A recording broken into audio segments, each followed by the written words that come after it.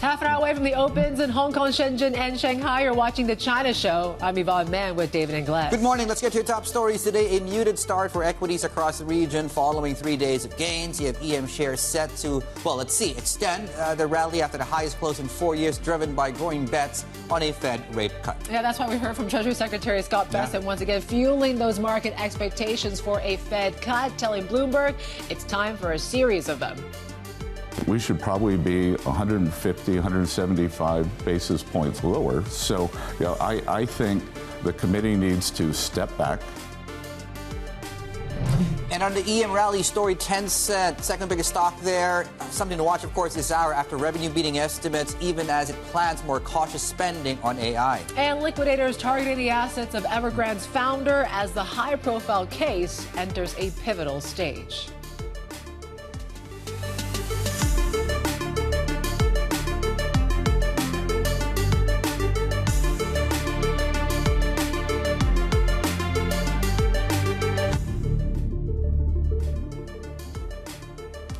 Good morning and welcome to the show. Yeah, the momentum actually quickly petered out going into the session today. Certainly the tailwinds were there. That's past tense. S&P futures are now flat, as you can see here. Nikkei's had, of course, a stellar 2 or 3 days or so. So we're pulling back. We're pulling back to 42,800, I guess, to just underscore that point even further. TAIEX index flirted with an all-time high yesterday, and as you can see, weak start to the session today. Kospi index, which is about right now within about 2.5–3% of record highs, likely won't get there today. All that being said, though, the macro picture does seem conducive, maybe to more flows coming into the EM, right? We talked about Scott Bessent, who talked about rate cuts. 25 is fully priced in. More bets, in fact, are coming in on a possible 50. Bets are coming in as far as that's not necessarily going to happen, of course, right? 2-year yield, as you can see here, flat. 10-year yield, we are extending what we had on the Treasury market within the Asia-Pacific. Dollar's down a third day, and Bitcoin, as you can see, is at a level that we've never seen. That's a record high as well there on Bitcoin. Right, overnight. And the reason perhaps why we might see Chinese market dance at their own tune today is because the heaviest weighted stock there, massive move up overnight. We're getting more analysts coming out and repricing their 12-month projections on the stock price.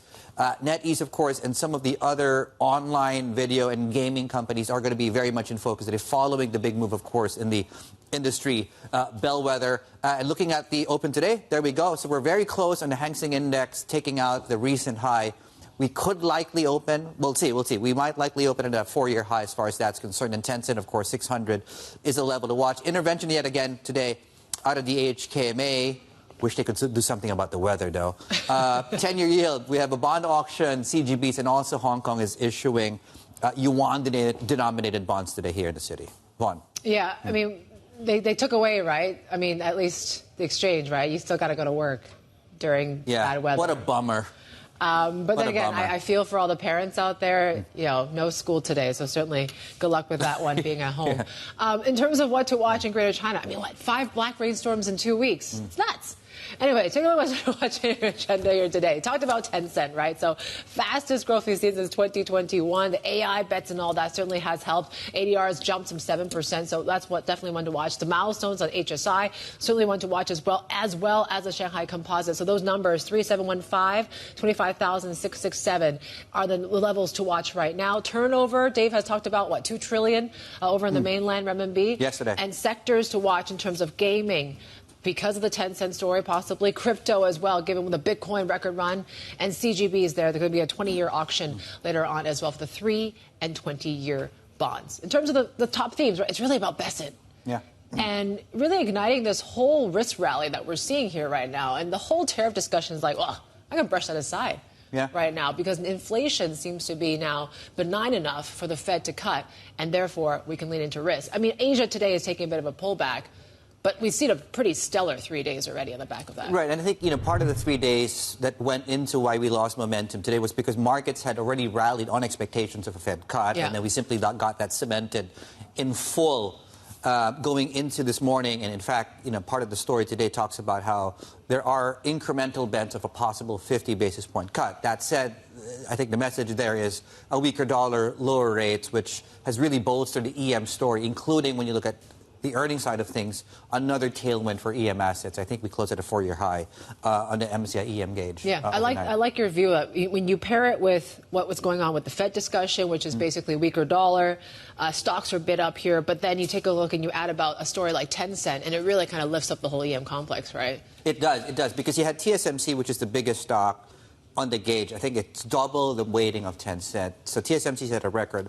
All you needed was a second one, right? And we're going to get that today. And we're likely going to see a massive pop today at the open, just following the move in Wall Street, on Wall Street overnight. So that's on the thing. The other thing, though, is the reminder that this Chinese economy is not firing on all cylinders. And I think the credit numbers did underscore that very point yesterday with, I think, net repayments on new Yuan loans, which then resulted in the first contraction. And I think since 2005. 2 decades, 2005. So, yeah, it's certainly two stories to note, but liquidity seems to be winning that argument as far as the market goes. Yeah, and there's more of a debate now from the economists about this whole divergence between what we're seeing in equity markets in China versus what we're seeing in the economy right now. And I think this whole narrative around the credit story just adds to that divergence, because you mentioned about new Yuan loans contracting, which is quite rare. Yeah. To say the least. But perhaps the timing is interesting, why the government announced those subsidies when it comes to consumer loans just a few days ago. Right? Yeah, and maybe help along the consumer side of the conversation. I think the note that came through yesterday out of B of A was, yes, the rally does seem to be slightly getting more divorced from the underlying fundamentals. But speaking of fundamentals, it's really something that the U.S. Treasury Secretary leaned on when he mentioned, you look at the data, you look at, if you had considered the past month's revisions as well, there is a case for the Fed to cut interest rates. The White House also, Scott Bessent mentioned, also stands in search of Jay Powell's replacement. Have a look. We should probably be 150, 175 basis points lower. So, I think the committee needs to step back. I think probably one of the most politicized governors just went off the board by putting Stephen Myron in. That gives us more time. And again, I want to cast a wide net. The president's very open-minded. Before he chose Jay Powell, Janet Yellen was interviewed. John Taylor was interviewed. Two of them couldn't be more different. Let's get to Singapore now and bring in our Asian markets executive editor, Paul Dobson. And Paul, Bessent's talking about 150 basis points worth of cuts in the near term, and the market's kind of going with it in some ways. What do you make of all this price action right now and this kind of leaning towards risk? Yeah, good morning, Yvonne. David from the beautiful city of Singapore. No rainstorms here today, only sunny weather, and reflecting, the broader tone across global markets at the moment where we're pricing in those rate cuts. The Bessent is talking about, and, okay, so it's not his field. You should listen to the Fed speakers and not to the Treasury Secretary, but he's basically saying what everybody's now thinking. After those jobs numbers and with that slightly more benign inflation report, the Fed can get on with cutting interest rates, can start in September. The market's fully priced for that and can keep on going through the cycle. And so I think that we're locking in markets at the moment about 150 basis points of easing through the end of next year, taking us down to around about 3% or thereabouts on the Fed interest rates. And therefore, the yield curve is falling. This should be supportive for the economy, which is already getting pretty turbocharged by all the fiscal stimulus from the U.S. administration, and therefore that explains why you're seeing equities rally, and not just the tech names these days, but also a broadening of the rally across the rest of the names in the S&P 500 and the small caps as well. The market, in some ways, saw this coming. When I say saw this coming this week, has really seen money come back into equity markets, Paul. And I wonder what the short-term outlook might be, and if you have any color on why we're looking at most equity markets in the region pulling back today. Yeah, so I think for Asia, we've got, especially in Japan, we've got a lot of yen strength today, and that seems to be weighing on the market somewhat. We did have some hints of negative news for big tech in US hours. Oracle, I think, gave people a little bit of a surprise. And then at the same time, just a little bit of broader and general weakness. I think that there was some news about the rising cost of data centers that also gave people a little bit of a, kind of warning about kind of all of that investment going into the AI sector. And so that might also explain a little bit of the pullback that we're seeing in the chip side in Taiwan's markets today.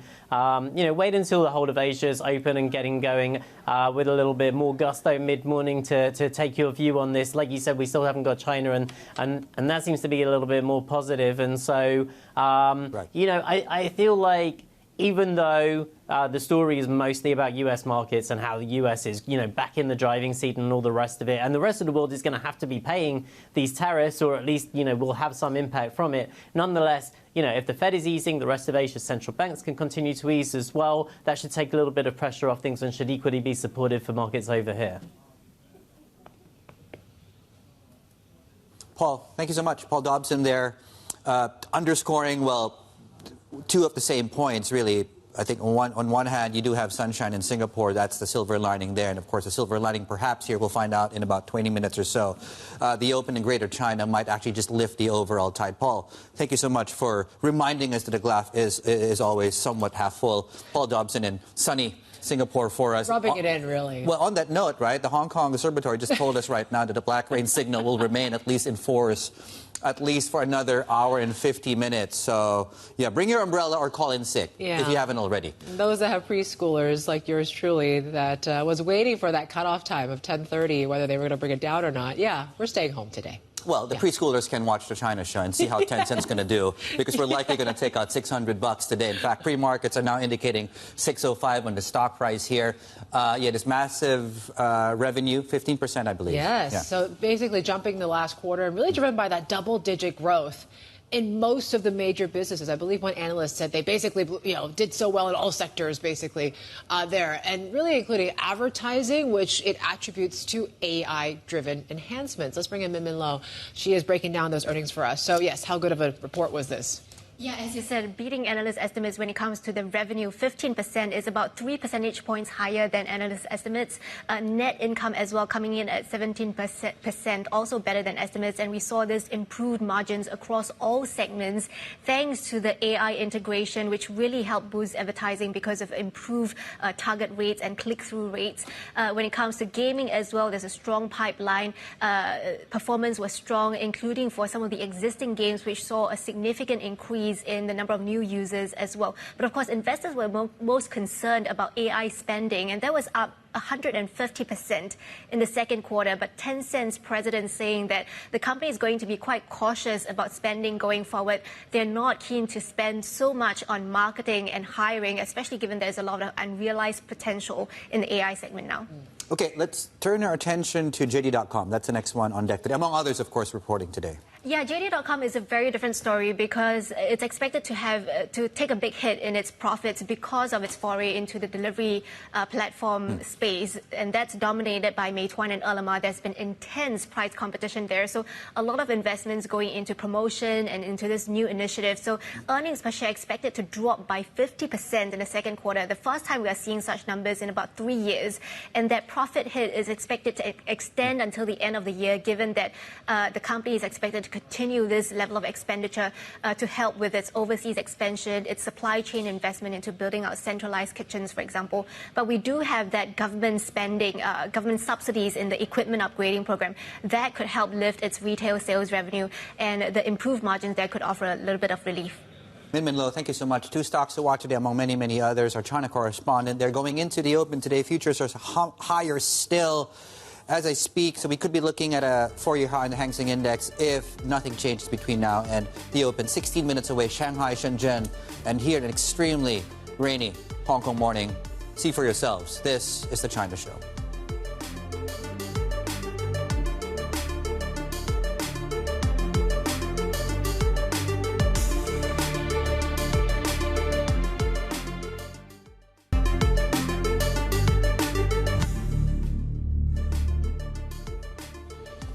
Your renminbi fix just crossing the terminal here right now, and it is looking to be a pretty strong one. So 713.37. So that, I believe, is the strongest fix we've seen this year, and dating back to the November election. So obviously reflecting what we've been seeing is basically this dollar weakness across the board. Yeah, we know what happens when the dollar weakens, right? Most everything else in the markets tend to do well, and if the dollar continues to fall, is that a further tailwind for EM assets? EM stocks, in fact, overnight, in case you missed that, closed at the highest level in 4 years. Joining us now to give us an outlook for equity markets and what they're doing with all their money, Christina Woon, portfolio manager at Eastspring Investments in sunny Singapore for us this morning. Christina, good morning to you. The things have been really good in equity markets. My question is, what now? Yeah, I mean, it's been a nice run so far, and we actually even had a bit of a relief in the past couple of days with the truce announced between China and the US. But the reality is, I would say that that's really been that overhang's been pushed out a bit more. And that means that we have to continue to operate under the base assumption that uncertainty and volatility would persist. And under that backdrop, I think it's really quite important to go back to fundamentals, because as we've seen over results season, that's where you can see some of the big swings and collapses in stock prices. Is that more going to be a driving factor, do you think, than any sort of tariff headline we're going to get in the next few weeks and months? Yeah, I mean, I think that, tariff headlines will still be front of mind, but what's really quite important and what we've seen over the past results season is, expectations have really been everywhere, and that's really been a result of, I would say, the past few months seeing investors' mind share being skewed a bit more towards the macroeconomic perspective. All things equal, that means that your mind share towards fundamentals is perhaps on the lesser side.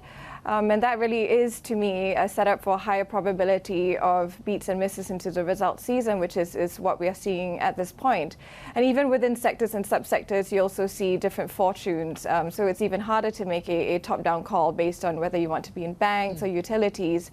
You absolutely really have to go back to fundamentals if you want to stay abreast of the market at this time. Yeah, a good time to be an active manager, and thank goodness we're speaking to one.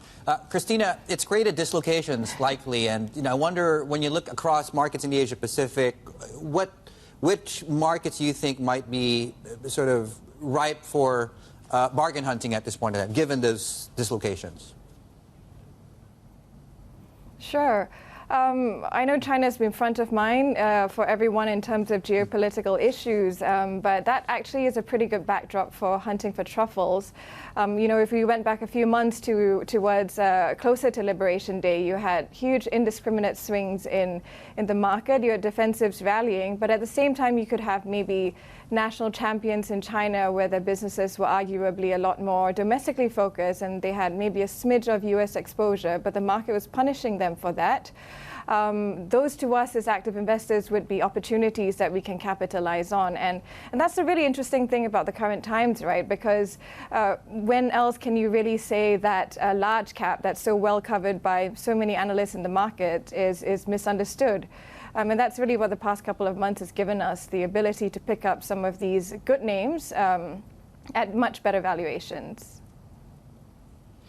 Christina, it's interesting you mentioned China because, yes, there are truffles, as you say, but there is this disconnect, right, where people are saying the fundamentals aren't there, which you were talking about, but equity markets are still kind of been on this tear. Can we continue to see this sort of dichotomy where, fundamentals aren't quite strong, but liquidity can continue this rally? Yeah, I think you're absolutely right. And you've seen that well, we touched on that a little earlier with the defensive, some of the higher yielding names as well. I think it's really important, to your point, to make sure that with all the runs that you've seen in the market, you need to marry that with fundamentals. So even if you have flows into China that are propping up some of these sectors, that can easily be recalibrated into results season, which is what we're seeing at this point. I think that when it comes to numbers or stocks that continue to rise, if you're able to, for example, make a call that they're doing well across different segments, in some of the results we've just seen yesterday as well, that's when you can perhaps make a better bet on the sustainability of some of these share price rises. So, Christina, in terms of how you feel about the popular trades, and I think we've touched on and you alluded to maybe big tech and AI there, I'm not sure, but it sounds like it. What do you think about the other popular trade, dividend stocks and income? Yeah, I actually think the setup at the moment is we're a lot closer towards, I guess, what most in the market are expecting to be a rate cut cycle. And under that backdrop, that's usually when you see income stocks tend to fare a bit better as well. So I do find that while we are waiting for that rate cut cycle to come through, that gives you, dividends will give you that buffer amid all that volatility. And then when these rate cuts start to play out in the market, that's when you also see perhaps flows or a bit more interest within dividend names where traditional yield opportunities have come off a little bit more. All right, Christina, thank you so much. Christina Woon there, portfolio manager at Eastspring Investments, joining us out of Singapore here this morning. Pre-market is up in Hong Kong. We are seeing when it comes to Tencent, that certainly is the stock to watch here today. So what we're seeing so far is about a 2% gain on the stock on the back of those earnings there. There you go. So the best growth we've seen since 2021 for Tencent. We'll break down the earnings a little bit more with our next guest in the next hour as well. But certainly that's one thing to watch, those earnings there. Pre-market for the rest of Hong Kong is looking like this here right now in the midst of this kind of black rainstorm that we're seeing here in the city. Yeah, clear skies when it comes to equity markets. The Hang Seng is up 0.6%. This is Bloomberg.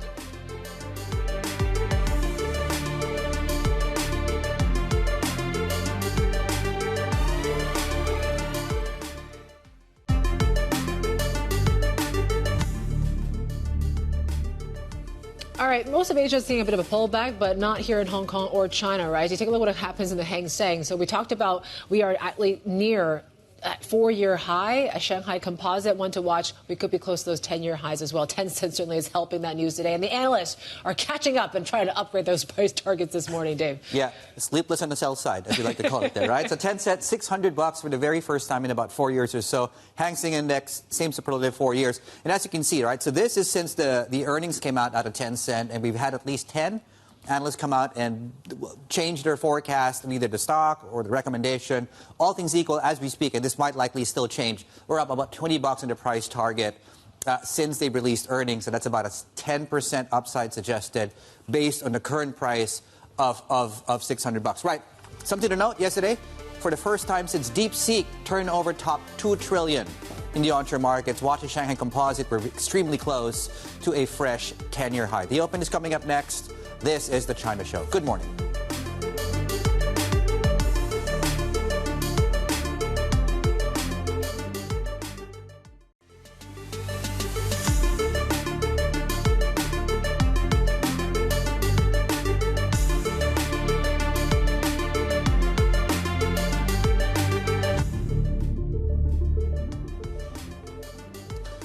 Welcome back.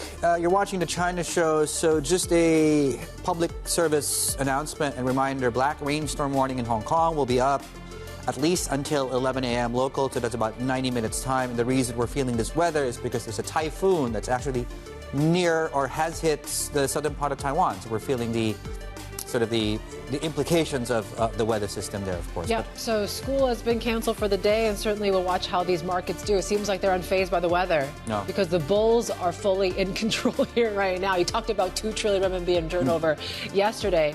That just goes to show, right, that there's so much risk on at the moment. It brings us back to those levels that we saw during DeepSeek. And this is on the back of what we saw with those Tencent earnings, and certainly there's been a lot of happiness and optimism around the earnings picture there. So certainly there's two things lifting that, right? First, it's the bets of Fed rate cuts, and then you have also Tencent earnings. Those two things are enough to keep at least equity markets in China doing quite well here today. We're seeing the rest of Asia a little bit of a pullback here as well. But CSI 300, we're seeing it up about 0.1%. That Bank of America survey had talked about China turning enthusiastic when it came to sentiment. Ooh, big just word. Based on expectations that Beijing will take steps to tackle deflation. So they're making all these local brokerages as well, drawing a lot of comparisons between this rally to previous bull markets as well. So is it different this time around? Certainly is the key question. Yep. CATL shares are up about 1%. That certainly is helping to lift most of the large caps and the like here in the benchmark today.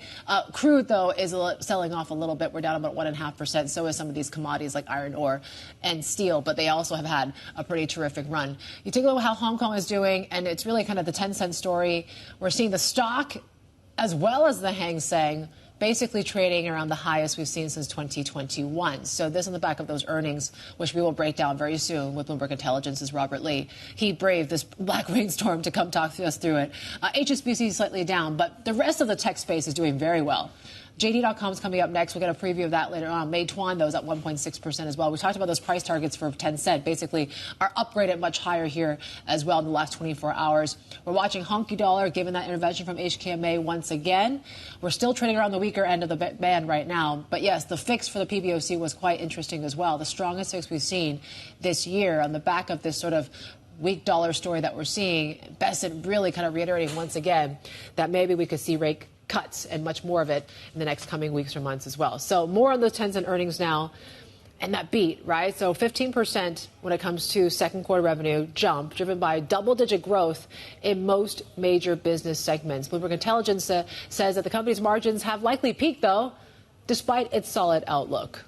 Let's bring in Bloomberg Intelligence senior analyst Robert Lee. Yeah, everyone seems very exuberant, as you say, when it comes to these earnings. What's your take? Yeah, I mean, they were the numbers were solid. They were confirmatory. They highlighted the relative defensiveness of Tencent's business versus some of their peers in the e-commerce sector. You look at the issues and the challenges that the likes of Alibaba with a price war are facing at the moment. So relative to some of its immediate peers, these were very solid results.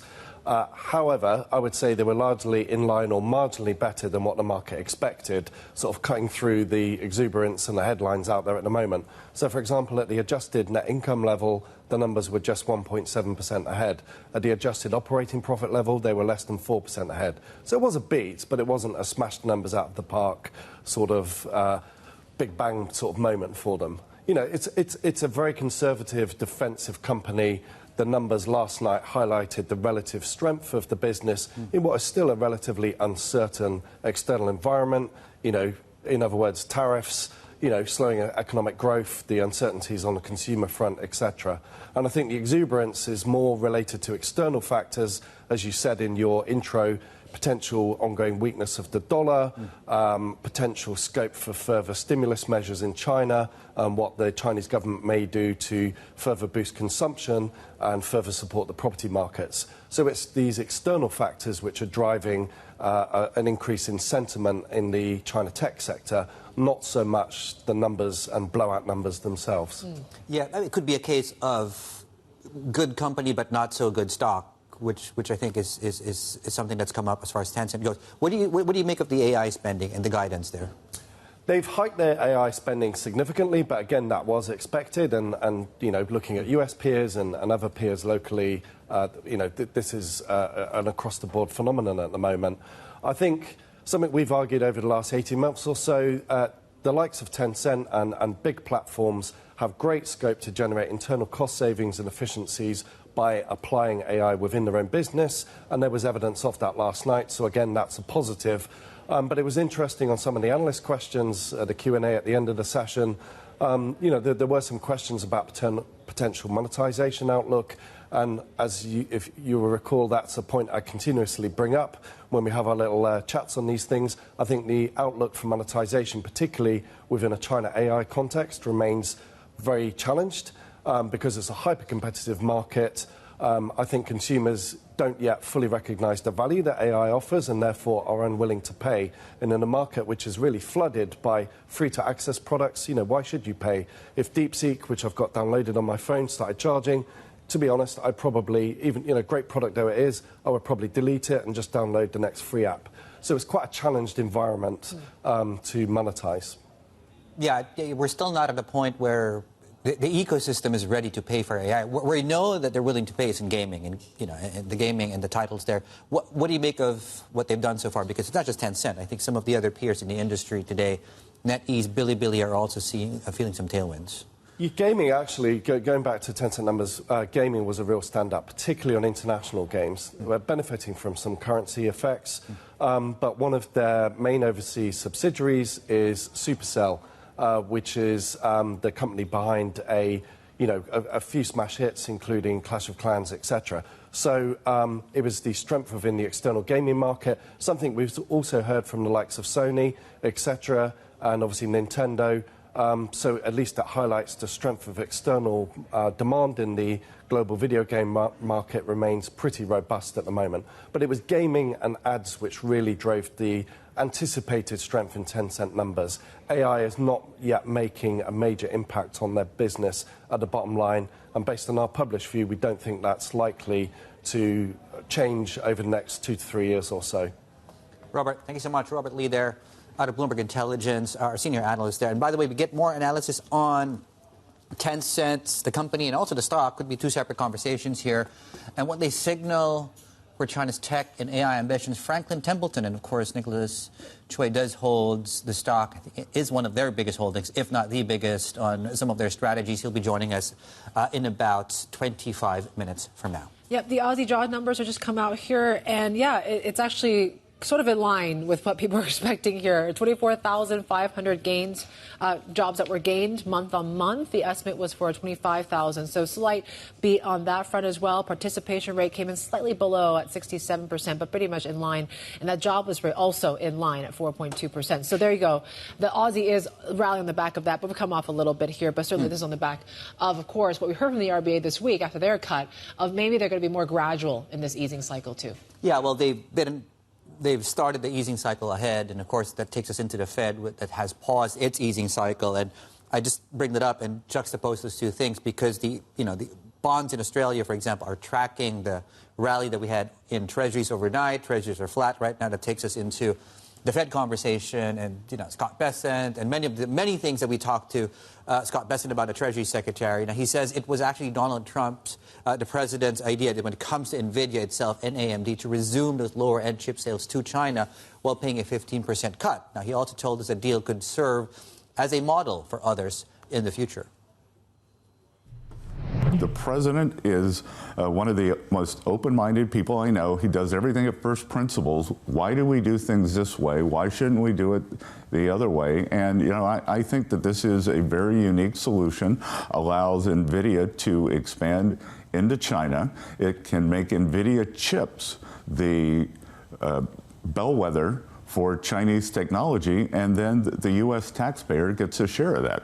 Keyword unique. Is it unique to Nvidia and AMD, or is this a model for other companies? I think we could see it in other industries over time. I think, right now, this is unique, but now that we have the model and the beta test, why not expand it? What do you say to people who think we're putting a price on national security concerns by basically selling export licenses? There are no national security concerns here. We would not sell any of the advanced chips. So the H20s, I don't know whether you'd say they're 4, 5, 6 levels down the chip stack. What we do not want here, Anne-Marie, is for Huawei to have a digital Belt and Road. Right. So we do not want the standard to become Chinese across the world or even in China. Well, we have exclusive reporting that Beijing is now sending out letters to firms saying actually shrug off those H20 and use our domestic champions. Is this something you might discuss with your counterpart? Sure, we can discuss that, but it also tells me that they are worried about the Nvidia chips becoming the standard in China. Look, Nvidia is an incredible product. A lot of the technology in China is, they're piggybacking, and I'll use piggybacking as a kind word for acquiring our technology. Do you mean stealing? Your words. And yes, that's what I mean. And the Nvidia, Jensen Huang just stays years ahead of them. Criticism came from the Wall Street Journal editorial board, though, about this new unique policy. They say it's a step toward government control of private business. Are you concerned? Some of these polys are starting to look like the country you're actually trying to de-risk from. Central planning, basically, out of the Oval. No, not at all. Because where we got was, with this unfettered trade, we did not have secure trade or fair trade, and so now we are trying to make it secure. So you don't want to. We're not sending out the highest level chips, and we don't want to sell everything to everybody. So there is a need for intervention. U.S. Treasury Secretary Scott Bessent there speaking to Bloomberg's Jonathan Farrow and Anne-Marie Hordern. And subscribers can watch us live and see our past interviews on our interactive TV function, TV Go. You can also dive into any of the securities or Bloomberg functions that we talk about and become part of the conversation. Send us instant messages or questions for our guests throughout the shows. This is Bloomberg.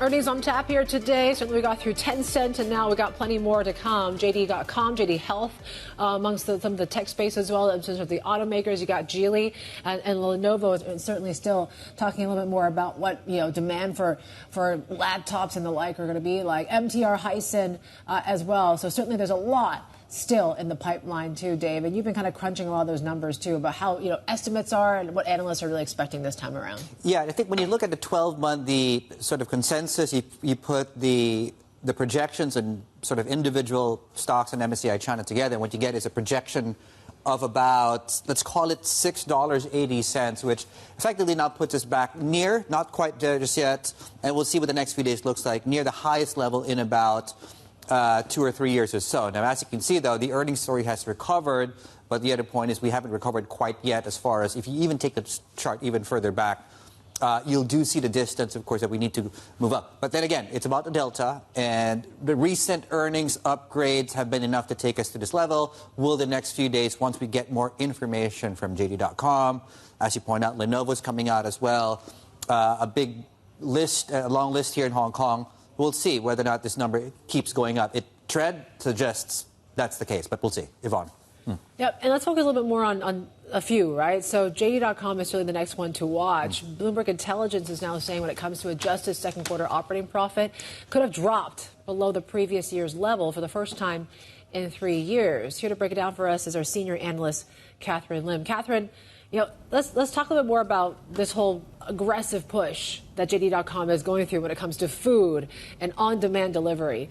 How sustainable is that, given that we've seen very steep profit downgrades already compared with the likes of Alibaba and Meituan? Right, Yvonne. JD.com clearly as the newest entrant and into this business itself, the magnitude of its push is a lot higher than that of Meituan and Alibaba, who already had presence in this business. So really, I think what we're going to see from tonight's results is, the impact of that push. The scale of that itself will hurt profit. We all know that. So what JD really needs to do over the course and present itself tonight is its ability to actually scale up its ecosystem so that it can actually get that cost synergies, whether it's the kitchens that it is actually rolling out on a central basis, being able to actually secure and retain merchants without the excessive subsidies. Without being able to really, retain this itself, I do think that, JD.com is going to have an issue trying to actually sustain this accelerated pace of expansion over the course of the next 3 to 4 quarters. Yeah, so Catherine, I guess on that point of expansion and, this competitive pressures between the firms here, what early signs are you looking at that would indicate that competitive pressure among the three is maybe starting to pull back a little bit? Right, David. On my wish list, really, I think as we've seen the government intervention coming in to actually try to tame down a bit of that excessive subsidies, but we continue to see promotions. And what I would really want to see is to get to volume still growing without the excessive subsidies, so far, in the course of the last 3 weeks, we haven't had very much updates, particularly from JD.com and Meituan. And of course, hopefully that flows down to earnings upgrades coming through from JD.com after very heavy slashes that we have seen in the course of the last 5 months of up to like 94%. And we're seeing more signals of consumption stimulus, right? I mean, to what extent do you think this government's new consumption loan subsidy program can actually offset some of the margin pressures for these companies now? Right. I guess the new consumption loan subsidy, what it's going to really do is that, come September itself, we might actually see that cushion coming in from an elevated base and, taking a step back. We've already started seeing stimulus kicked in last year. So the base effect is high. This new consumption loan subsidy program is going to actually help lift the consumption over the next 4 to 6 months. But the question really remains in 2026, how sustainable is this really going to be as the base continuously gets higher? So I think, at least in the near term, a bit of a relief for JD.com and Alibaba, or those who are exposed to whether it is the bigger ticket consumer goods like home appliances, electronics, and a little bit of that tourism is definitely going to help. Catherine, thank you. Catherine Lim in Singapore for us. Now let's turn our attention from tech and platforms to autos. You have Geely on deck today. Traders expect the company to report an increase of 35 to 40% in first half revenue. That's some strong deliveries, particularly when you look at its mass market offerings. Let's bring in Linda Liu, our transport reporter, to help us understand and contextualize what specific metrics we should be watching here today when Geely reports. So like you said, the revenue growth is quite healthy, as analysts have predicted. Although the net income profits are going to grow by a smaller scale, reflecting this really intense price war that's still ongoing in the China auto space. Analysts are also watching if there's going to be guidance on how Geely, as well as its rivals and peers in the industry, are going to respond to the government's call to cut back on some of these unhealthy competition like price cuts and discounting. So we're going to be watching for that closely. Yeah, can you tell us a bit more about how this anti-involution campaign, I mean, the fact that they're targeting the auto sector now, how would this impact companies like Geely? So one of the biggest concerns that government has had is that all of this price cuts is actually just squeezing margins all across this auto supply chain. You've got the manufacturers cutting prices, so they're trying to pass that pressure onto their suppliers, and then the suppliers will talk to their own and try to delay payments or keep cutting prices. So that could actually send some of the smaller players into bankruptcies. So the government doesn't want to see that. And other than, urging the automakers to stop unreasonable price cuts, they've also asked them to pay their bills on time. So all of these could add pressures to the manufacturer's cash flow. And with price cuts maybe scaling back, that could hurt sales, actually. We've had industry bodies talk about how sales in July was slower than what had come in the months before, possibly due to, price discounting being scaled back. And Linda, this reshuffling or reorg in the company, do we get an update today, you think? Yes, so we're also hoping to hear what management has to say about the Geely Auto, which is the Hong Kong listed arm of Li Shufu, the billionaire founder's auto empire, how this Hong Kong listed arm is going to proceed with the take private bid for Zeekr, which is the premium EV brand that's listed in the US. So the company actually said earlier that this the listing process is going ahead, and it's probably going to be completed by the end of the year. So we're probably going to hear how, this refolding of Zeekr back into Geely Auto is going to be carried out, and maybe how possibly that could bring bring greater cost savings and synergies across the group. Linda, thank you. Linda Liu there, our China Autos reporter there, and we have Geely shares down about 1.5% leading up to those results. This is Bloomberg.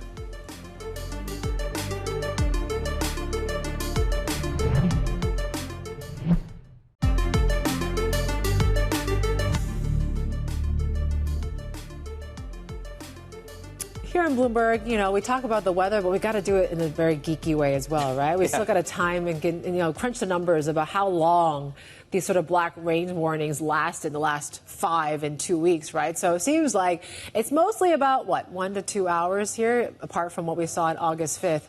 But then again, you never know with the weather here. So I think the one today was the hoisted at 7:50 local. Yeah. So it's about 2 hours now, and they'll say it's going to be until 11, right? So at least it will surpass the first 3. Those memes, though, about how people get to work and they're like, oh, switch it to black. Oh, switch it to black. Yes. Yeah. The casino one. Yeah. Right? I love those. Yeah, the casino one. Anyway, at some point, the models will maybe have to get updated because, we didn't really know how bad the thing was going to be until we got into work this morning and could see nothing out our windows like this.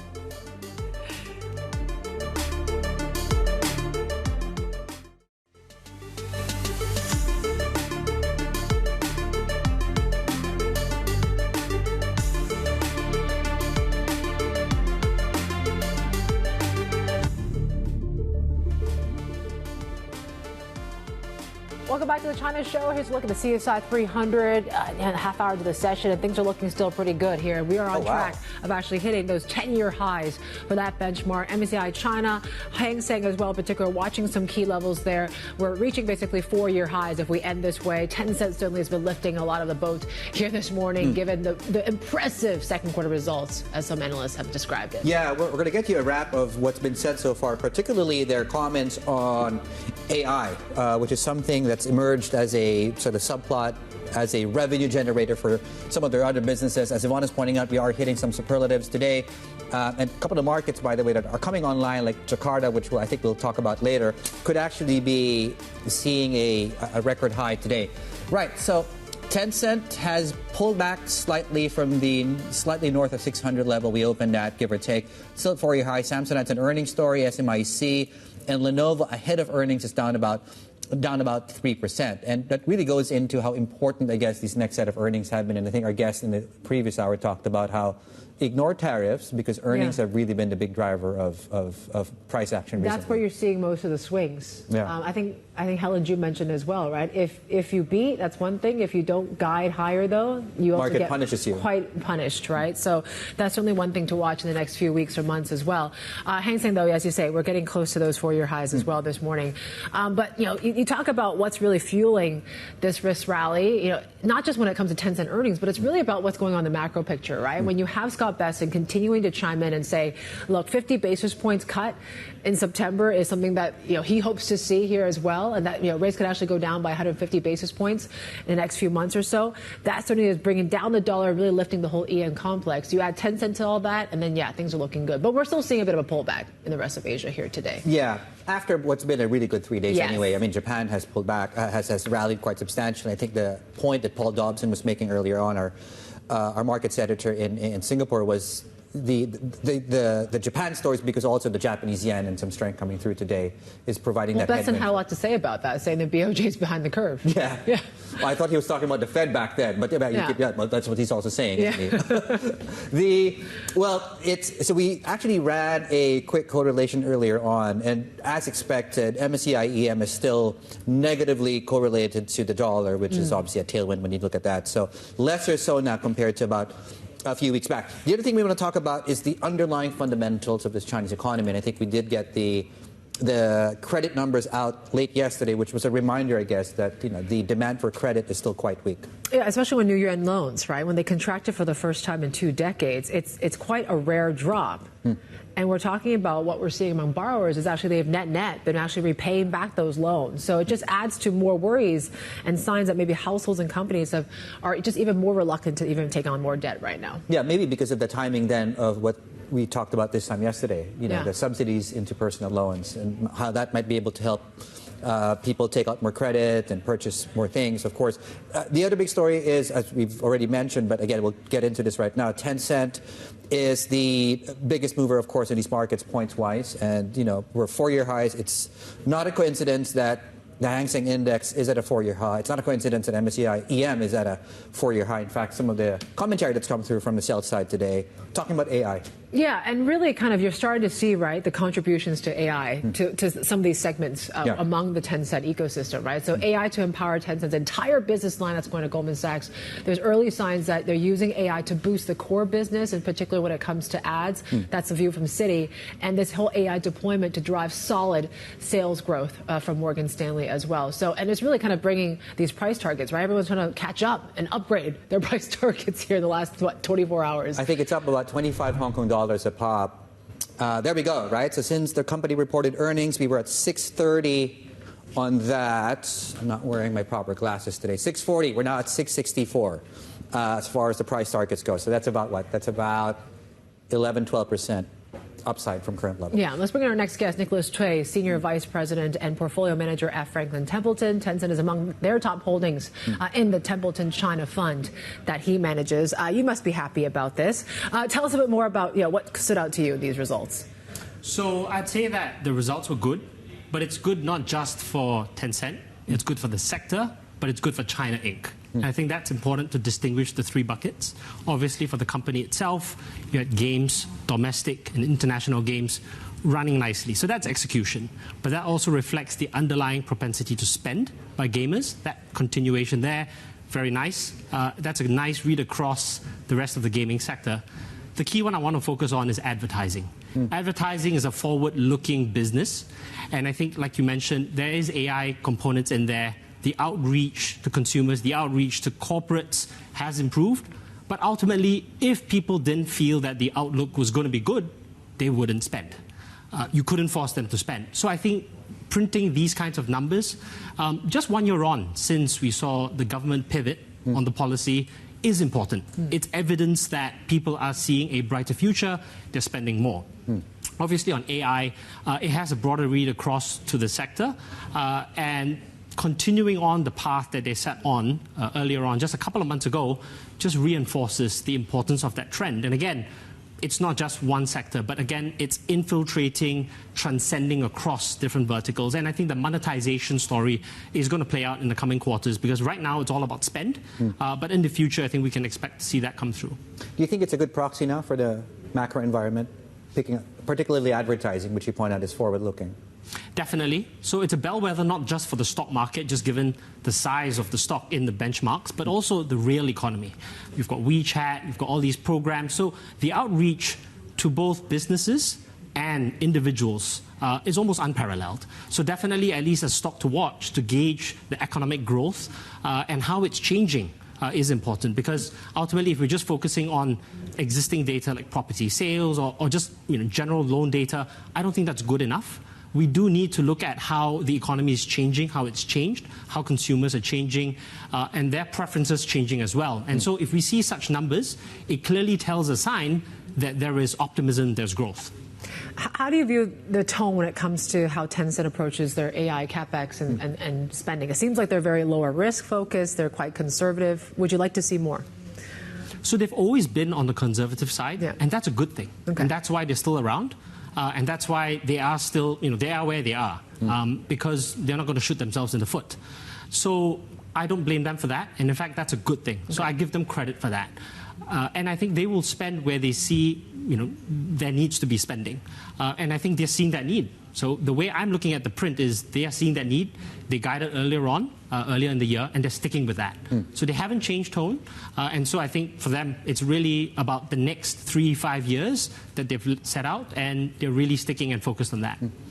As a stock itself, I'm curious what you think.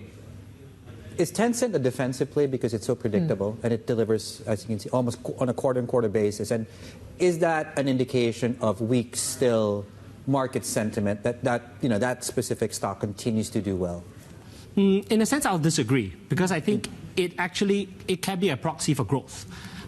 If it wasn't growing, you wouldn't see 20% numbers on advertising, for instance. That's right. So I would say that it actually has components that you can actually look forward and say that, oh, there's actually growth in the broader economy, and this is how they're participating.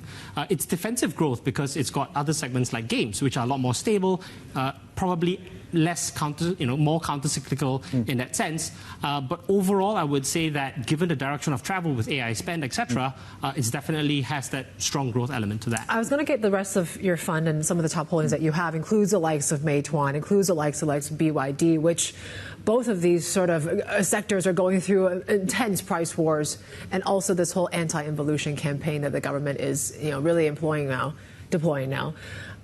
Why stick to these names in particular? So number one, there wouldn't be competition if there wasn't growth. I think these are businesses that are really smart, and they wouldn't be spending money if they didn't think there was a future. So that's the first thing that's really important to understand. But what's really changing is the perception of the outlook. Companies now, just versus a year ago, are spending more. They're hiring more. A year ago, they were all hunkering down, cutting costs. And so I say that they think they're taking the view that the total addressable market is changing and that there's money to be made. And that's why there's this competition that's going on. That said, to your point, in the shorter term, there is pain with this competition. And as an investor, we have to be aware of that. And definitely, we need to be cognizant about who maybe comes out tops at the end of this, how long this kind of prolongs for. But the good thing now is there's actually a lot more visibility because companies have come out to guide that they will spend X dollars over the next 1 year. So we know that. There's visibility. A lot of that's priced in. As a result, the read across to the other players is, what is your response then? Are you going to respond with an equally high amount of money, or how are you going to do it differently? Right? That becomes the nature of the argument. So that takes out one side of the element whereby we know what the competition is doing. Now we just need to focus on these companies and see what they say in the coming outlook. Which I guess takes us into, I want to get your thoughts on BYD, because for the longest time, this was a stock and company that was seen as bulletproof to all the competitive dynamics you just outlined there, and the growth, right? This was the bellwether. It was number one. Stock's down 30%. And my interpretation of that is the market now sees this as perhaps suffering short term because of the competition. What do you think of the company's prospects? And separately, what do you think of the stock? Great questions. So number one, I think we have to separate this into the international business and the domestic business. The reason why we can even discuss about an international business and a domestic business is because of its integrated platform. So that's the first thing that we cannot forget about a company and a company like BYD. The years and years of R&D investment that have gone in, and therefore the compelling products that it can sell, not just in China, but globally. Obviously, investors have priced in a lot of, I guess, skepticism on the domestic numbers. So a lot of that's in the price. That's well discussed. But the good thing is you're not seeing that price competition take another leg down. Right? So that's the first thing. But the highlight really is the international business. And that's where it's almost like a blue ocean, because they're going out now and they're really killing it in so many different markets. And they're really doing it from scratch. And this is, I think, a testament to the product that they have. Because a lot of times they're just going out there, they're just selling it, outselling competitors, and people are just buying their cars, and you can see social media going all kind of advertising for them for free, essentially. So I think it speaks to how far they've come and where they can go to from here. So I'd really focus on the international business because at this point, I think there is a chance that they do very, very well on that business. And that's a higher margin business, let's not forget. And is that another way of saying the market's too pessimistic over the stock? Do you think the stock's undervalued? Down, let's call it 30% from the peak? So current valuations do price in a lot. And I think this is a very interesting time to be looking at this, if you're not already involved, because ultimately, is the international side of the business going to stop? I don't think so. They're just at the beginning. In fact, if you just look at the numbers, right, the guidance 800,000 for this year versus where they are on domestic. So you can just see the stark contrast. But the international business, if I look at addressable market, is huge. So we have to remember what that's like and where they are relative to that starting point. I was going to take, you also own some banks as well. Why is it important to still have income? Those strategies moving forward here. I mean, we've already seen some of these dividend yields come down quite a bit in the last couple months. So it's down to portfolio construction, partly. But let's not forget, China never used to be a yielding market. China was just all about growth. Right? People never thought of China as a yield market, a source of income. But that's changed. It's changed across state-owned enterprises, it's changed across private enterprises, and it's changed, I think, for good. So there's a structural change there where companies are willing and able to give back more to shareholders, buybacks or dividends, etc. And so having some form of income to supplement that growth, and to your point about is it defensive, in the middle, the defensive growth, right? So kind of having that three buckets to form a portfolio and play the China story, I think you've got a lot more choice than before, in fact, if I can look at it that way. Okay, yeah, well, it's a good problem to have, right, if you think about it. Okay, so speaking of three buckets, you look at three strategies, right? Onshore, offshore, and a hybrid. Which of your babies do you think will outperform? What's the best China strategy, you think, this year? So the H has outperformed the A a lot, right? But ultimately, they are one market. Let's not forget, right? This is one economy. So it's important to understand that ultimately they can't run away from each other for too much. And given how much the A shares have lagged, certainly at least in the short term, I think there's an opportunity there for a bit of a catch-up play, in a sense. But ultimately, if I look at towards the end of the year, there's no reason why all three can't do well in an absolute standpoint, because earnings are improving. That's the good thing, right? So even if you just stay flat in terms of where you are on your PE ratio, which kind of we are at 10-year average, right? So that's not excessive. As long as earnings grow and the outlook on earnings continues to grow, all three are going to grow. Thank you so much. Choosing one of your children as your favorite. Yeah, it's like I love them all the same. Depends on when you ask as well, though. Right? Yeah. Depends on the time of day. Your time. Day of the week. Right. Nicholas, fantastic. Thank you so much for braving the weather, coming in to speak with us here. Nicholas Chui, the Senior VP and Portfolio Manager at Franklin Templeton. Right, we're taking you now to Southeast Asia, Jakarta Composite. Up and running, 15 minutes, give or take, the cash market. And we are, as you can see now, on track to hit a record today. We're close to 8,000 on the Jakarta Composite there. Yeah, still ahead of the China show. Investors are now urging Starbucks to cut size, staff, and prices in China, and raising fears it could become just another low-price chain. But first, Scott Bessent telling Bloomberg it's time for a series of cuts, starting with 50 basis points next month. Our interview with the Treasury Secretary is next. This is Bloomberg.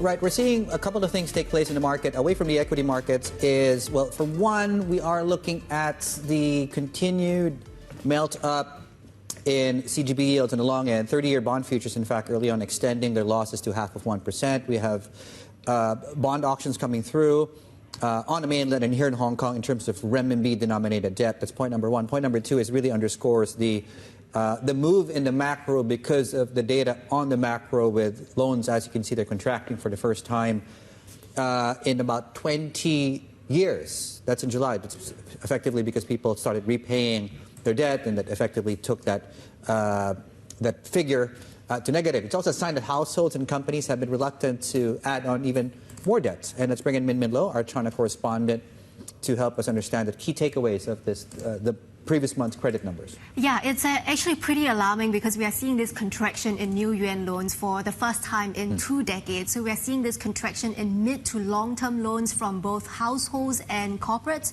Households had already been declining for some time, but corporates is the first contraction since 2017. And it shows you that both households and corporates are now more focused on paying back their loan rather than taking out more. And it's coinciding with this dimming outlook that we see from the PBOC's latest survey in terms of people's outlook on employment, on growth, on prices. And perhaps that explains why the government had recently announced this new consumer loan subsidy program to support the payment of interest rates for both individuals and companies, especially in the services sector. So we did see the overall broad measure of credit up by 1.2 trillion yuan. That is still missing estimates despite the acceleration in the issuance of government bonds as well. Yeah, so we're still seeing signs of, yes, weak credit demand. Is this going to push monetary and fiscal policy forward? And, are they going to have to speed up this easing now? Yeah, so according to our Bloomberg intelligence or Bloomberg economics team, they expect that we could see maybe a 20 basis point cut to interest rates and a 50 basis point cut to triple R. Initially, their expectation was for end September, and now they're bringing that forward to the next few weeks. But we're already seeing this revision of expectations because you recall just a few weeks ago after the Politburo meeting, the readout came out, there wasn't really any expectation at all for any monetary easing going forward. And now, because of all the data that's coming out, we are expecting these cuts to come sooner rather than later. We saw similar sort of commentary coming through from the PBOC-linked newspapers as well. But in terms of fiscal policy, because there's been so much announcements recently in terms of the welfare spending, the support to preschools, to childcare, and then the consumer loan subsidies as well, the expectation is that the government will likely let that take hold and let time play out and see what the effect is before they would roll out more stimulus. All right, Min, thank you. Our China correspondent, she's been covering everything for us this morning. We got plenty more ahead. This is Bloomberg.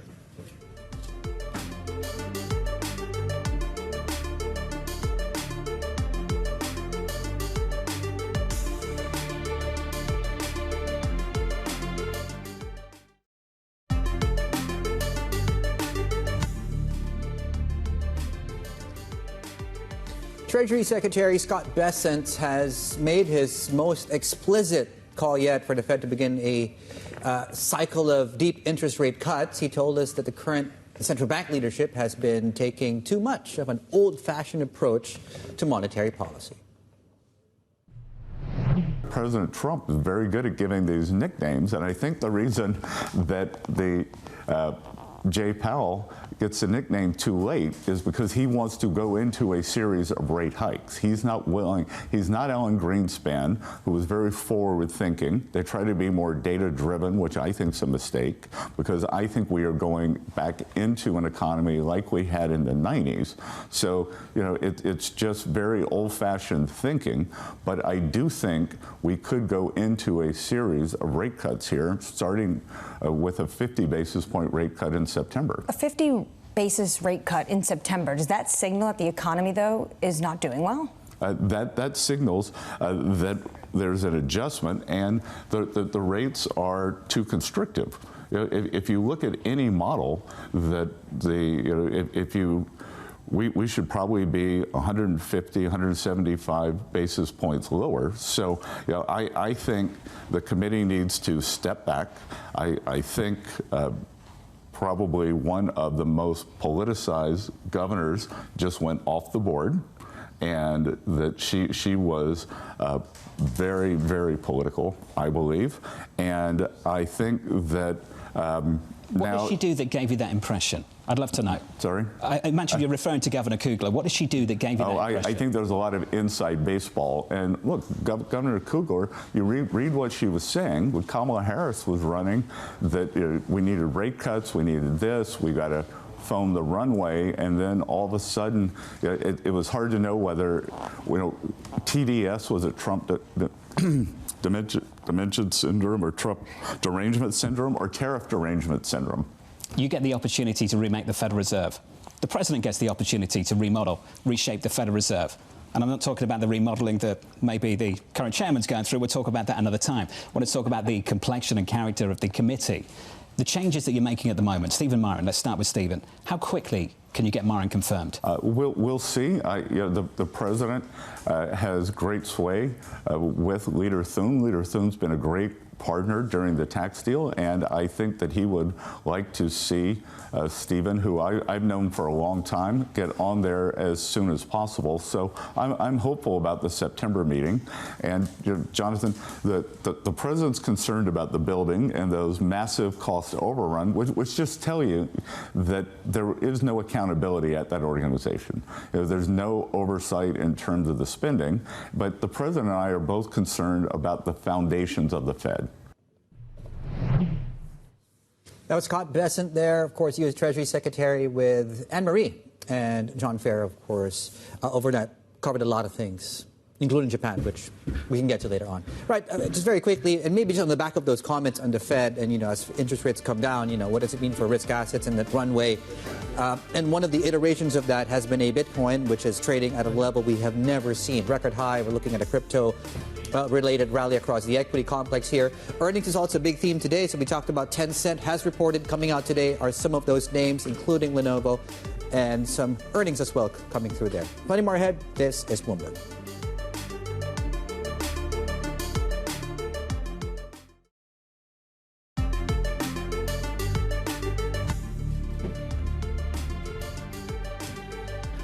11:29 a.m. in Tokyo. Japanese markets are heading to that lunch break in just a moment. One thing to watch really is this yen strength that we're seeing in Tokyo here this morning. We're getting it to about 146, 147 levels here right now. Perhaps this is on what we heard from Scott Bessent, talking a little bit more about, Japan should be doing more when it comes to lifting rates there. And they are in some ways behind the curve right now.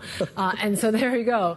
We're seeing a bit of strength there that is weighing on equities a little bit there in Tokyo this morning. And JGB yields are up about 1 basis points on the 10-year. Yeah, the yen is strengthening the most in 2 weeks, and I think certainly that goes into why, perhaps to Yvonne's point, we're seeing some pressure in equity markets, and also the strongest fix, by the way, in case you out of the PBOC this year so far. Just one name to mention as well. So we're looking at shares of A6. There we go, down 3%. We spoke to the COO earlier on, who talked about all of the big themes we talk about, right? So tariffs, and they've decided to not pass on those tariffs to consumers just yet. They've talked about growth and everything in between. So yeah, that was a fantastic interview our folks did earlier on show, so you can scroll back on TV, go to catch that one with the A6 COO. Speaking of earnings, we are in the thick of things here in Greater China. We talked about Tencent and some of the big names reporting later today.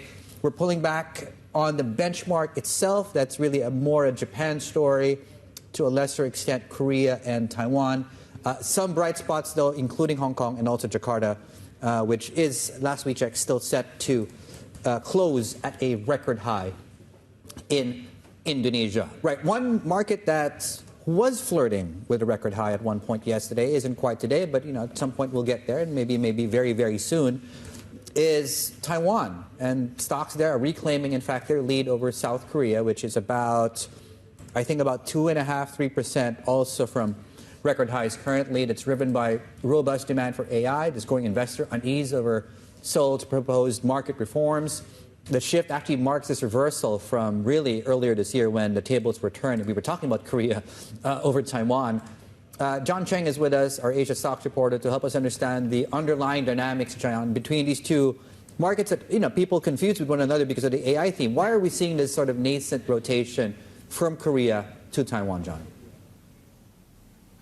I mean, the reversal has really only happened over the past month or so. If you remember, Korea up till a month ago or so has been the clear outperformer in Asia, thanks to optimism over the new president and the promise on corporate governance reform, etc. And Taiwan has really lagged because earlier this year there's been a lot of doubts over DeepSeek and the cost of AI and intensifying competition, etc. But the tables have turned, as you mentioned. TAIEX has outperformed KOSPI this month. I think one major reason being, there's increasing optimism again over AI. We saw the second quarter earnings of TSMC very upbeat, and they have also raised the full year revenue guidance. So that's a big plus for TAIEX since TSMC makes up about 40% of TAIEX's weighting. And at the same time, some developments in Seoul, including corporate a plan to hike corporate tax that's really angering a lot of retail investors, and really casting a doubt over whether the Seoul government is really doubling down on that sort of promises on corporate governance and reform. So these dynamics have caused the tables to turn a little bit, but whether the nascent rotation is here to stay remains to be observed. Yeah, it's interesting, right? This morning, HSBC just came out and downgraded Korea stocks. They're from neutral to underweight. They're saying basically the market has gone too frothy and valuations in certain sectors are, quote, very high, from Harold Vanderlyn. So what are the analysts saying right now? Do they actually expect this trend to continue? Yeah, the HSBC report is quite interesting. It mentioned that Korean market has become a little bit frothy. And from a valuation perspective, if you look at the price to earnings ratio for KOSPI, it's about 10.5 times, which is about in line with the 5-year average, meaning the market is not as cheap as before. It's still cheap, but not as cheap as before. But if you look at the specific names and sectors, for example, the holding companies, the defense, the nuclear-related shares, they have run up quite a bit this year. So, valuations have indeed become quite expensive. So, from that kind of perspective, there's indeed a little bit of room for Taiwan to catch up. In terms of fund positioning after the strong rally this year, a lot of the funds have already increased their weighting on Korea, and it's more of a close to a neutral kind of positioning in Korea. And that means, further room to increase on weighting can be capped from here onwards. John, thank you. John Cheng there, our Bloomberg Asia stocks reporter joining us out of Singapore. And coming up, we're talking more about Evergrande Group. Now, the case is now entering to a critical phase as liquidators target founder Hui Kai-yen's assets. We have details coming up next. This is Bloomberg.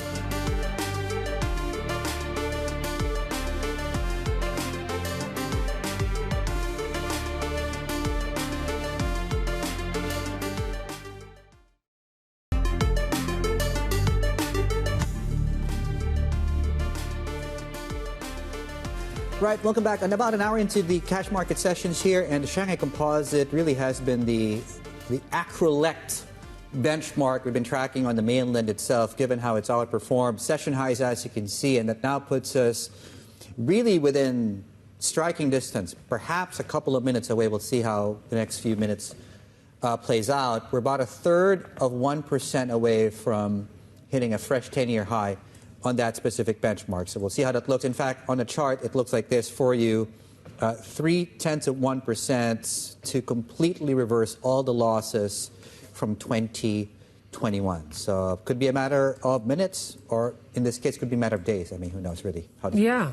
Animal spirits are back in some ways, right? This resurgence that we're seeing is quite remarkable as well. Let's talk a little bit more about Evergrande. The liquidators are preparing to focus now on the company's founder, Hui Kai-yen, during a hearing that's scheduled for early next month. Now, Hui has so far refused to discuss his assets, escalating tensions between him and creditors. For more, let's bring in our China credit reporter, Trista Luo. She's with us. So tell us a bit more about what they're going to be focusing on in this trial. Yeah, so last year, liquidator filed a lawsuit against 7 dividends, including the founder, like Hui Kai-yen, to try to recoup like $6 billion in dividend and remunerations from them. So the trial against Hui is actually coming back in early September. And previously, most of the trial only focused on Hui's ex-wife, Ding Yumei, and also Evergrande CEO, Xia Haijun. So right now, Hui has refused to disclose his assets, and experts told us he might, deploy the same strategy, trying to ask for court adjournment, trying to appeal, and, refuse to disclose his assets. So it's still at the early stage of this trial. And, risking asking the obvious here, why is he so important to these proceedings then, and how he maybe changes his legal strategy or not? Yeah, so Hui is actually the center characters of Evergrande. Filings show he controls 60% of the company, and the company was worth more than 50 billion at its peak back in 2017. And he also has pockets over $7 billion over the past decade because of the company's generous payout. So it's really the key to, for liquidator to persuade, high court to convince, they have to let Hui to disclose his asset. And it's also accounts for 1/8 of the preliminary estimated debt load, which is amount $45 billion. So it will be actually a victory if they can have Hui to disclose his asset. And you and your team yesterday had a good scoop about how liquidators have been hired bankers to really sell one of their assets as well. What more do we know at this point? Yeah, so we know that liquidator has mandated banks to help them to sell Evergrande Property Service. Is one of the most valuable assets Evergrande still have right now, and it's worth about like $1.1 billion. And so we need to follow really close on how that sales goes. But obviously, it still faces a lot of hurdles on that sales. Trista, fantastic. Thank you so much. Trista Law there on the latest on Evergrande, the proceedings in court, and of course separately but related to that, the exercise to maybe sell some of the still valuable assets. Speaking of valuable assets still, and perhaps could remain the case, Starbucks in China. But yet PE investors, tech companies are advising Starbucks that to survive in China, it needs a couple of things: smaller stores, fewer staff, and lower prices. But that's worrying some investors who really see a race to the bottom, destroying the coffee chain's margins in that specific market. Rachel Chang, our Asia Global Business Managing Editor, is with us right now to help us understand. Rachel, well, the challenges certainly are quite clear here for Starbucks. What do they do now? Right. I think, that's really the question that perhaps Starbucks is also asking themselves. I mean, we know that they've launched this stake sale. We do know that there's very interesting companies that are in the mix, companies like Tencent, for example, a lot of private equity firms like Hill House. And, what our reporting really shows is that what these Chinese players, what they're telling Starbucks is they need to cut costs. They need to, lower the amount of people that they hire to have those stores, those famous stores be much smaller, essentially, telling them that they need to be more like the local, low-cost Chinese players that, have beaten Starbucks in China at the moment. And, there's a real tension there between, what Starbucks has been doing for so many years in China, where they really think of themselves as this premium player. They've really avoided cutting prices. They've really emphasized these beautiful stores near tourist attractions, which are very expensive to maintain. And there has been a little bit of turnaround in sales, but the last period, coming from the pandemic, has really been bad for them. They've lost that, Chinese crown to Luckin, of course. So I do think it's a moment of the company being at a crossroads. Yeah, a bit of an identity crisis, really. What about this whole attempt to sell a stake? How does it affect Starbucks' outlook in China? Right. I mean, I think that is the biggest question that investors are thinking about right now, because we do know from our reporting that all of these prospective investors, like I said, really big private equity companies, big internet companies, they do want a controlling stake because in the Chinese business, because they don't feel that they can be effective otherwise. And, Starbucks has made it clear that they want an investor that's aligned with their vision. But at the same time, we do know that Starbucks globally is, struggling as well to kind of turn around that business, that the CEO is very focused on, for example, the US stores and, other parts of the world where they're really trying to get Starbucks on the right footing as well. So maybe they might make the decision that, hey, let's just, sort of let China be, give China to a local player that might know it better. In which case, I think we'll see a very different Starbucks, going forward in China. Yeah. It certainly is going to be very interesting to see how it unfolds. Rachel Chang, their Asia Global Business Managing Editor. There's a great sort of story and person they interviewed in the story about how, Starbucks taught me how to enjoy coffee when I was in college. Now I need coffee every day, but no longer I want to pay for Starbucks. I'm going to go for some of these cheaper options as well. Yeah.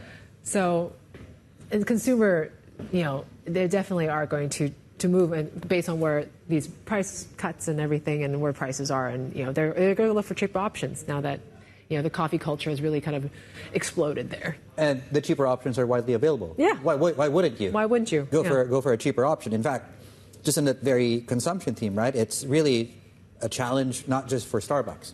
Many traditional brands, luxury brands specifically, when you look at that, challenging because of these changing new consumption trends for everything that's cheaper, more economical, or just changing behavior. Struggling to attract buyers. This trend really has emerged. In fact, Laopu Gold is a very good example of that shifting in the tides here. It's a homegrown retailer. It's surged in popularity. You look at the stock on your screen. It's thanks to this culturally rich designs, high purity gold products. And our correspondent, Min Lo, in fact, has been exploring the strategic moves that have been fueling Laopu's success. China's growth looks set to decelerate in the second half of the year after a resilient first half. As export front-loading fades and retail sales remain stuck at mid-single digits, showing little sign of immediate recovery in non-subsidized sectors. But in this downturn, gold has surged, and along with it, pure gold jewelers like Laopu. Bain & Co. estimates that China's luxury market sales last year had plunged by 20%. But Laopu Gold bucks the trend because gold jewelry is not just a symbol of prestige, it's also a hedge amid falling property prices and volatile financial markets. Walk into a luxury mall in China and you might find a long queue of people waiting to enter its stores. Since its IPO in June last year, the share prices have soared 1,800%. I am born and raised in China, right? When I think of a piece of gold jewelry, usually I associate that with something my parents or even grandparents' generation would wear. Gold jewelry, once seen as old-fashioned by some, is making a comeback driven by Laopu, which has flipped the script by embracing heritage gold, hand-engraved heirlooms using ancient goldsmithing techniques once worn by emperors and nobility.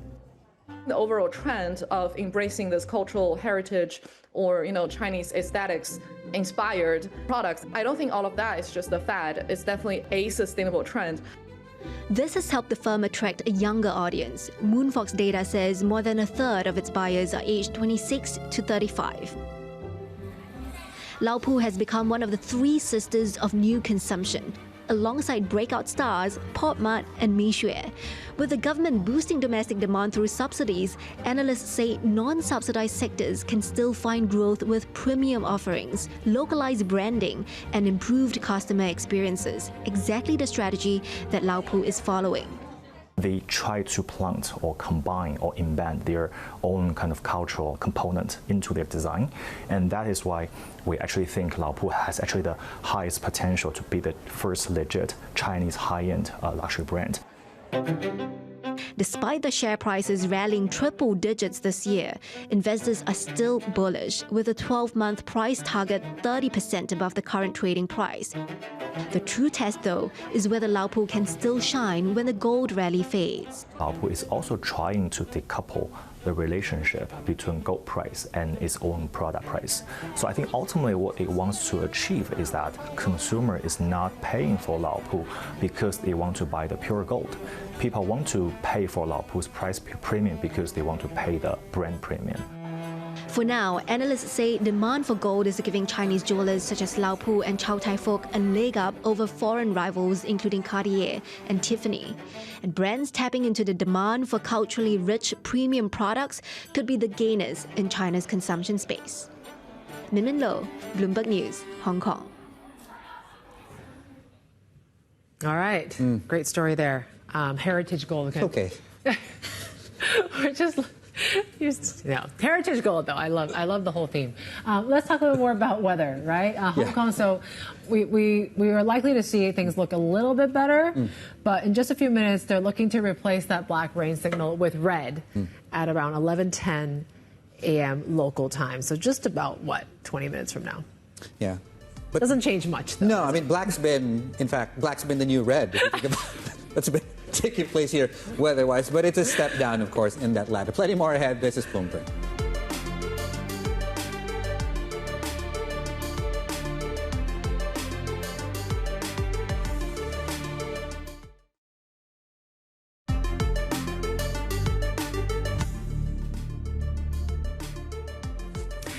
All right, time for our Trending in China segment. And really a hot topic that's circulating in social media here right now is a ruling by China's highest court has made it impossible for workers and their employers to waive social insurance contributions. And that's triggered a broader discussion about inequalities in the welfare system.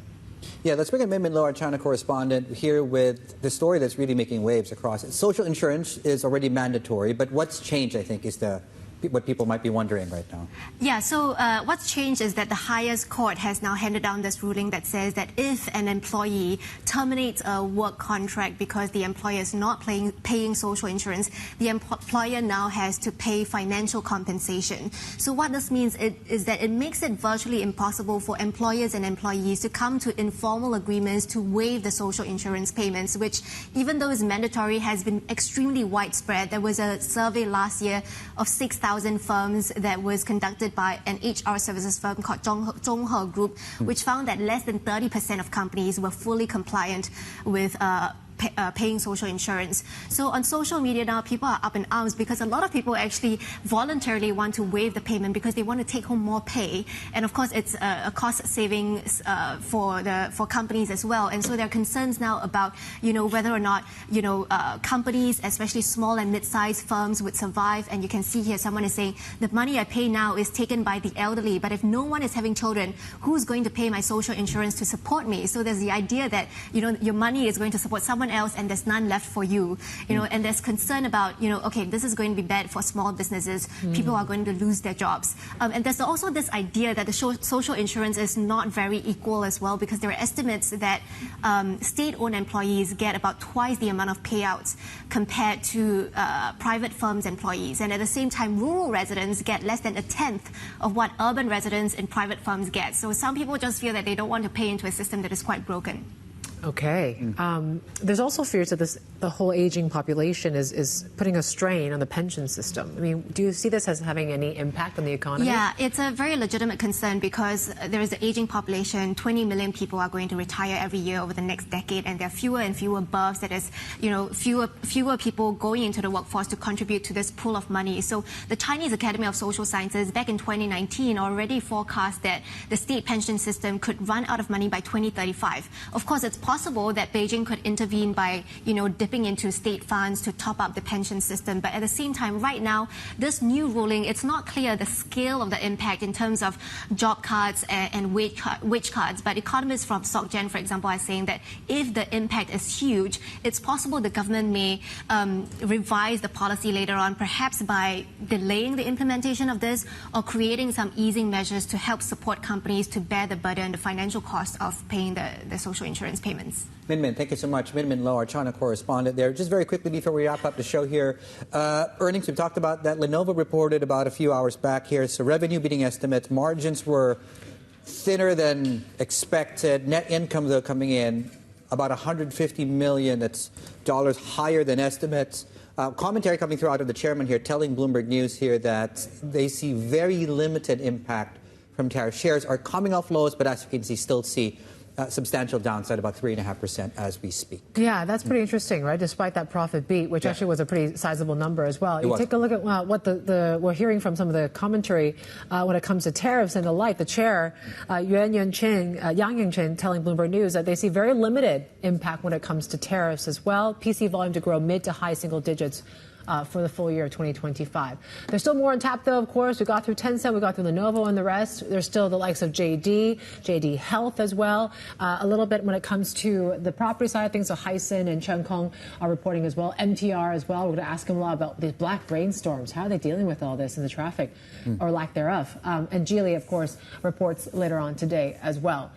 So we're still watching earnings, and then we're still watching, of course, these key levels that we're seeing on both markets in Hong Kong as well as in the Shanghai composite. Yeah, so as things stand, if nothing changes, Hang Seng Index will be closing at a 4-year high. Number one, Shanghai Comp, the level to watch is 37.15, so we're still about 30 points short of that as we speak, 20 points short of that as we speak. So beyond that, we're 10-year highs, but as you can see, we're very close to that. We're coming off highs of the day there. And also not on your screen, just to mention, the 10-year yield is now the highest in about 2.5 weeks on the Chinese 10-year yield. That's it from us here on The China Show. We will see you all 明天.